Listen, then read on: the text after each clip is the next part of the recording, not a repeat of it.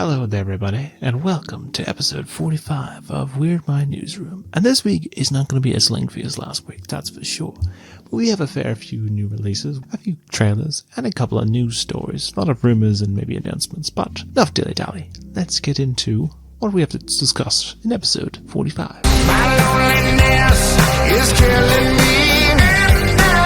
So the first big new release of this week is a return to a series that has not been on the big screen for nearly a decade now at this point, as everyone's favourite martial arts fat panda of Po is back once again with an all-new film in Kung Fu Panda 4. Now this new film will see Po being told he will no longer be the Dragon Warrior and will ascend his position as the new spiritual leader of the Valley of Peace. But when a new shape-shifting villain has taken the form of the powerful Kung Fu masters of old and new, Po must team up with a sneaky thief named Zen to stop her from becoming too powerful and save the day again with his powerful awesomeness. Now, reception on this film has been well received for its animation, its cast, characters, and its action scenes, though some see this as being a little unnecessary and a debate of this being the weakest in the series, but it's still a very enjoyable film. It is the weakest scoring one, but it's still very good. And if you want to see some more new action-based adventure for all ages, you can check this film out now in cinemas. Now, another film they'll be focusing on main characters being animals or creatures, but this one being on a more Titan-sized scale. We have received an all-new entry in the continuing Monsterverse with the oddly titled Godzilla x Kong,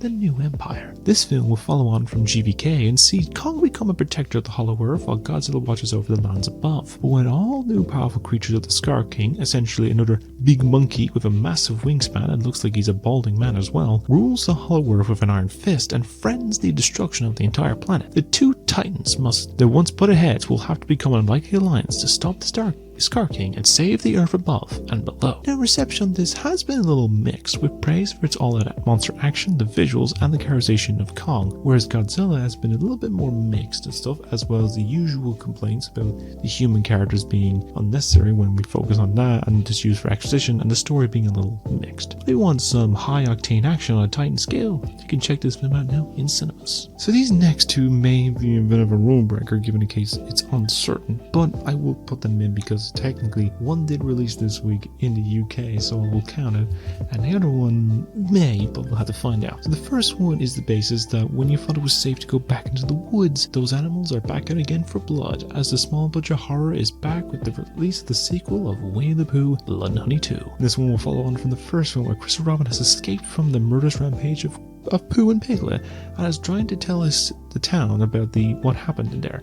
But most people are shifting the blame on him making up tall tale stories and him killing all those young women. But soon Pooh, Piglet, as well as new editions of Owl and Tigger go on a murderous rampage to exact revenge on Christopher and show that they do exist and they are out for blood. Now, initially, this film was getting a perfect score on the ratings boards. That it was actually getting a lot of positive reviews. It's now gone down to mixed, basically, where the praise for the visuals, the look of the characters, and for the the action, basically the executions and everything like that. While some CGI elements, given in case the budget is small, and some aspects of the story and dialogue are a bit, mixed. But it's not much of a case. Now, this was a 3-day event cinema thing this week. It'll probably be straight onto streaming soon enough, but I have no idea yet, but I'm going to count it in anyway. The other one is going to be focused where this little guy is involved, because apparently, by the time this episode comes out, we'll be getting the second season premiere of Smiling Friends, which of course we follow the misadventures of Charlie, Pim, this little boy Glep, who was made by someone very special to me,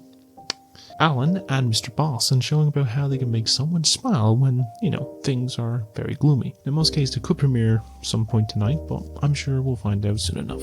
On the gaming side of things, we're heading on over to a quiet little mountain town who are experiencing quite the heavy change of weather, as we have an all-new co-op adventure in the form of South Park Snow Day. Now, in this game, you will play as the new kid, continuing the extensive adventure story that we may have seen from the first two RPG games, and we'll have to juke it out soon with extensive battles when a blizzard hits, and may affect the story, but they work around it and find out who will be the one that will show the town of who is the ruler of the land and the kids. Now, the reception on this has been a fair bit mixed to a bit more negative side, as well. Visuals and playing with friends is a highlight. The writing, the repetitive nature, as well as the game's length has been hit with some criticism. But if you're up for some Blizzard-based fun with friends, you can play this now on PlayStation 5, Xbox Series X and S, Nintendo Switch, and PC. Now, this week's last new release is a little different, with this one in the form of a short film, and based on something that was initially planned for release of the finale of the trilogy of excellent animated films this week, as including Part. This, of course, we get a new short film focusing on something that I can relate to as of late, with the new short of The Spider Within, a Spider-Verse story. Now this 7-minute short is focused on Miles, and with the basis of his struggles with home life, school, making friends, as well as being this universe's Spider-Man, to the point that he has found himself dealing with a really bad panic attack in the form of an embodiment of a morphed giant spider creature, and how he will deal with those issues. Now, this resonated with me for the level I have seen it. It's fantastic, and the reason I love these films as well, and for the base for the last couple months, my anxiety has been really bad, to the point where most nights I wake up having a sort of smaller extensive panic attack, and it's not like trying to explain what you're dealing with or what you're going through can be very difficult when in your head you know what you want to say to some specific people, but hold it back out of fear or not being able to properly explain it. I notice a lot, mainly even if it's not anxiety, I can't probably explain shit a lot of time anyway, and it's noticeable a lot of times where it's dealt with this anxiety a lot more alone a lot of the time, or in a crowded area. I've had a few instances recently where like even just like going to the shops has made me kind of feel a bit panicky, and I think how it's represented here is fantastic. Now, this is available to check out on YouTube and is also part of a charity campaign on their official sites, and I think it's worth to donate as well as for good cause, and it is worth a watch. I will probably do an in-depth analysis and my thoughts and opinions probably more on it sometime down the line, as well as talk about the mental health on it too. But besides all that, that's all the new releases that we got for this week. Bad boys, what you want, what you want, what you gonna do? So not that many trailers this week, but on the first of them, this is from coming to us with the last of the films of this summer that has yet to receive a trailer that I'm aware of. There might be some other ones. And my initial thought that this film may be delayed, given that the only finished film is about 2 to 3 weeks ago, and it comes out in the middle of the beginning of summer, so it's pushing it close. But we have finally received a trailer for the 4th entry in the Bad Boys franchise, now entitled Bad Boys Ride or Die. Now, the plot in this film will see Mike and Marcus team up again for a dangerous mission when they try to clear the name of the late police captain after he's linked in a massive drug cartel scheme, and they must clear his name while on the run and prove that ones that ride together die together. Now, I think this series is a decent watch. It's been a while since I've seen the first two, but I have recently rewatched Bad Boys for Life, which should have been what this one should have been called, and I think that was a pretty good movie. It was the film that was like the highest grossing film of 2020 because it was the only thing that came out besides Harley Quinn and Onward. It's crazy, yeah. But it does look like a fair bit of entertaining action, and you can catch these bad boys soon when it releases in the cinemas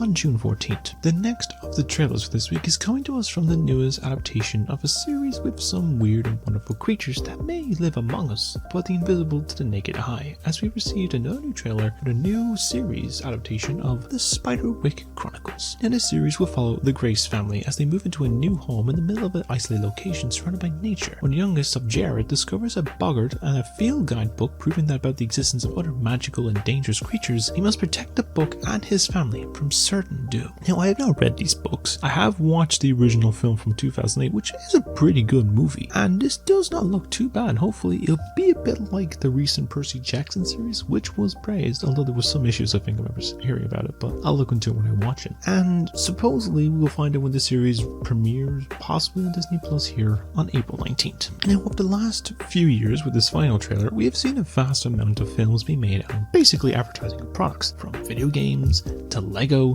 Playmobil, BlackBerry, Nike shoes, and even last year with Cheetos, with the song from that movie being nominated for an Oscar. I'm not joking with that. But now another new food product is getting their origin story filmed by a directorial debut of a comedian who created a renowned sitcom in the 90s on his surname, as we have received the trailer for Jerry Seinfeld's new film of Unfrosted, the Pop-Tart story. Now, this will be based on back in the 1960s and tell of the epic standoff between the cereal giants of Kellogg's and Post as they battle out to prove the creation and true reigning champion of the new breakfast product phenomenon, a pastry-based cereal kind of thing, I believe. Now, the way they are making this out is that it's like the Oppenheimer of cereal conflicts. It has been the extensive list of acting names, including Jerry Seinfeld himself, Melissa McCarthy, Hugh Grant, Bill Burr, Maria Bakalova, and Amy Schumer, and as well as a lot of names and stuff in this massive cast film. And fair, it doesn't look too bad, but it's hard to say at the moment. But The Battle for the Breakfast will be available to check out at any time you want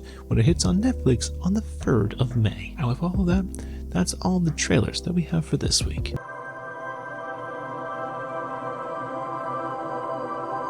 Now, the first of the news stories for this week is bringing us back to the stories that took over 65 million years in the making, as we are talking on the ancient beasts of the dinosaurs and discuss about the new upcoming release of the 4th film in the Jurassic World series, or technically the 7th film in the Jurassic series. Now, what we do know so far about this movie is that it was been reported since January getting a 4th movie in the works, and it's that we have the writer with David Coop, who wrote the first 2 Jurassic Park films, as well as the director being Gareth Edwards, who worked with other giant lizards with 2014's Godzilla film and was recently nominated for an Oscar for his film of The Creator. And that is about as much as we know, as well as a release date of July 2nd, 2025. And the big question about is who will be cast in this film, as it's been unclear if it's a new cast or if a return of the group from the previous films like Chris Pratt, Bryce Dallas Howard and all that sort of stuff. But some new rumors that have popped up may be leaning toward the former opinion. Now, according to some sources and rumors, it may be looking like one of the main cast for this new film is in the form of Black Widow actress Scarlett Johansson to be taking on the lead of this next project. Now, at the moment, it's unclear on the casting rumors soon, as well as questioning if this is set after Dominion or if it's like a side story during one of the previous entries, but I'm sure we will learn more real soon before they get to filming, and once I hear anything, I'll update you in a later episode. What are your thoughts on this casting rumor, and who else do you see appearing in the new entry, and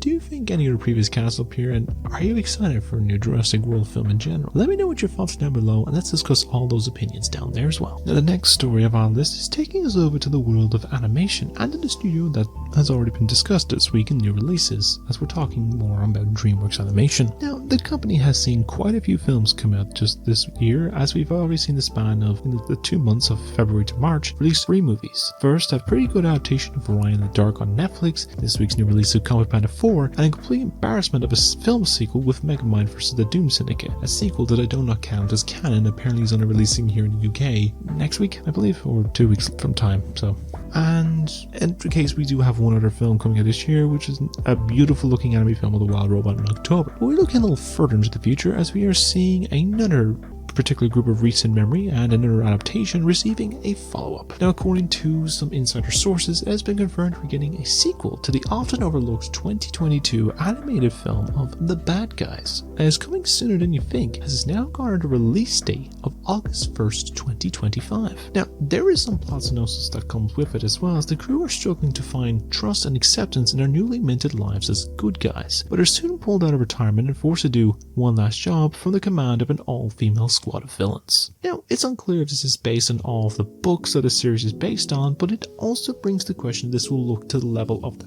first film. As the first movie had a bit of like the kind of comic book style-esque thing, and really looked well. It was like that kind of Spider-Verse aesthetic. Given the case that currently at the moment, the company is seeing a bit of massive extensive layoffs in the recent memory, and it could dampen the quality, but it may be in the development for the last little bit, given from the first movie before all these layoffs happened. Which is a surprising case because this company is now owned by Universal, and Universal also owns Illumination, but Illumination apparently has not seen any layoffs, which is questionable. It's a case since Dreamworks been around longer and probably produced more films, yet Illumination movies are kind of seen as like, kiddie fodder, so I'm probably guessing they're trying to kind of keep it like that way, but I don't know. But I'm sure you'll learn and see more about this whole project soon enough, and by the time this releases next August. But what are your thoughts on this, and are you excited for a sequel to The Bad Guys? And if you have seen the first one, what are your thoughts on the original, or even on the books in particular? I'm kind of interested. Let me hear about them. But let me know what you think at all down below in the comments. And surprisingly, the next story also relates to one of the supposed new releases this week, and this is to do with a cinematic universe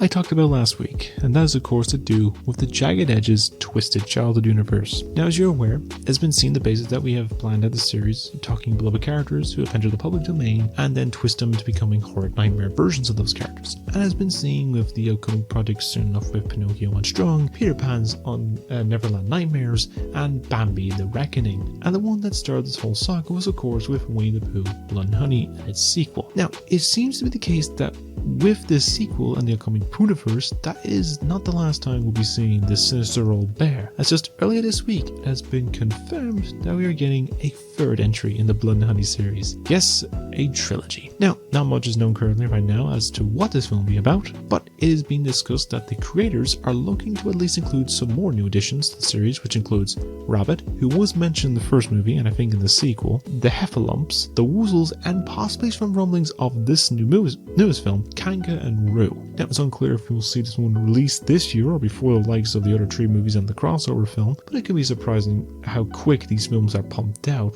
and made. But as soon as I hear anything else about the franchise, I'll let you know in a later piece. But what are your thoughts on this film? How many versions of this film franchise do you see this franchise get, and what else do you see appearing in the series? Let me know your thoughts and discussion down below, and let's discuss it there. And the final story of this week is with some more rumors, and this is with coming in the form of the rumors in video game culture. Lately, we've seen a fair few of these companies see some issues from layoffs, closures, and being bought, which I think recently this week Gearbox was bought by some other company. I think it was Take-Two. And even to the company we were talking about this week, we went independent, as we were talking on the company of Toys for Bob. They went independent as they didn't want to be stuck in the conglomerate machine of just making items and assets for the ginormous Call of Duty Warzone, as most other studios that were making actual games are now stuck making those concepts. So they decided to go independent, and they want to create something different in the vein of the recent games they've made, which included the multiplayer game of the Orange Marsupial with Crash Team Rumble, as well as Crash 4. It's about time. And of course, beforehand, a trilogy remake of one of the most beloved characters coinciding with the Orange Marsupial with Spyro the Dragon. As with the Purple Dragon itself, that we have some news to discuss. Because according to the sources that's flowing around from a reliable Crash and Spyro info sourcer, it seems to be the case that the first game that Toys for Bob is working on after being independent and with the aid assistance of Microsoft is supposedly an official 4th entry in the Spyro franchise. Now, I know what you're thinking, and yes, there is a 4th Spyro game in the form of the broken Enter the Dragonfly that came out on PS2, as well as a few other games after that, just all this stuff, including another timeline series. But it is similar in tone to how Crash 4 existed before It's About Time with the Wrath of Cortex, which was also on PS2. So it can exist in a separate timeline that creates 2 different branch timelines, and 3 with Spyro, given he can't the Legend series is its own separate thing. But it would be nice to see Spyro come back again in a new adventure that instead of just a guest character Nitro fueled in Team Rumble. Even though I'd agree in both, I would like to see him in his own separate game. But I'm sure if there's any word on this game in particular, if it's confirmed, you can be sure I will provide you with an update over time. I know someone is very excited for a new Spyro game for sure. But what are your thoughts on a new Spyro game, and is there any specific characters from the series you would love to see make a return in this new game? Let me know what your thoughts are down below on that, on who you want to see. With all that, that's all the news that we have for this week. Oh, banana. Now with all that, this brings us to the end of episode 45 of Weird Mind Newsroom, and I hope you enjoyed this probably shorter ramblings than last week. Right, some little updates. There is a new review out on my channel, and of course it's the review I've been holding off on making for about a year now, but I finally got around to doing it, begrudgingly, and that's my extensive review on the TV series of Velma. I go into a review aspect at first and then do an episode in-depth breakdown, and probably have a breakdown in the process. But you can check it out now, it's checked in the description or just annotation above. Besides that, there will be more reviews coming along anyway. I'm just trying to decide if I want to do a TV series, another TV series with like Glass Grizzle Has Been or something like that. Do a game review with like Red Dead, Mario Wonder, or some other ones. Might even do a Watch Dogs Legion, I'm just finishing up that as well. Or even just more films. I might do one of each extensively at the same time kind of thing, but I might do a thing down below or on socials about what to do next. Rewatch-a-thon, I'm going to get to it as well. I might do that as the next thing, kind of thing, the next extensive long piece video, but I'll get around to it eventually. It's just kind of a case where like it's sort of a mood set thing if I want to do it or not, I'm here, there, and fucking everywhere lately, so I don't really know. Long forms will eventually come as well, include like, more like essay videos, like the video game adaptation, or trailers, or trailer reactions, or other stuff reactions, the short-based stuff, but I'll get to them eventually, and, even do like simple discussion points, or like story time stuff, kind of thing, but, I'll get to them. But yeah, I think I'll leave it there for now, so I hope you all enjoyed this video, and if you did, why don't simply like the video and subscribe, as I upload new videos every single week, and, multiple if I have the content ready. And I'd love to hear your thoughts about everything that was discussed this week, and like down below, and even share it around to people who may not have seen it already. And also, I just wish you all stay being beautiful people, because you all are beautiful, wonderful people. And also, in case by the time this episode comes out, I want to wish you all a very happy Easter if you celebrate that, and, have plenty of chocolate, and, I may not be a doctor, but don't listen to doctor's advice of eating an Easter egg all at once. Just have whatever many as you want. It's the day for getting sick, Yeah, I've got Monday off as well, so what's gonna happen? But yeah, that's all I've got for the moment. So you all stay being wonderful people and beautiful people as well, because you all are wonderful people. Have a great day every day and keep being you, because no one else could do what you do. As for me, my long wavy hair here, I'm gonna go chillax now and probably go to bed and probably cover up this chest. But anyway, thank you for watching, and I'll see you all in the next video. So take care everybody, and goodbye.